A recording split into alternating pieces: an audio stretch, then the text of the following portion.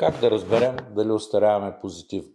Кои са признаците, които показват, че остаряваме добре? Първият основен признак е, че имаме по-малко бръчки. Колкото по-малко бръчки, толкова по-положително и позитивно остаряваме. Вторият основен признак е колко бързо успяваме да се излекуваме от малките гнойни пъпчици, които всеки един от нас по една или друга причина наблюдава в тялото си, дали по лицето, по гърба, бедрата или в областта на раменете. Третият основен признак, който трябва да наблюдаваме е как е въпроса с косопада при нас. Колкото по-е минимален косопада, толкова по-положително остаряваме. И не на последно място, трябва да наблюдаваме колко е хидратирана, колко е сочна нашата кожа. Колкото е по-хидратирана, колкото е по-сочна, а не суха и лющаща се, толкова по-добре и позитивно остаряване.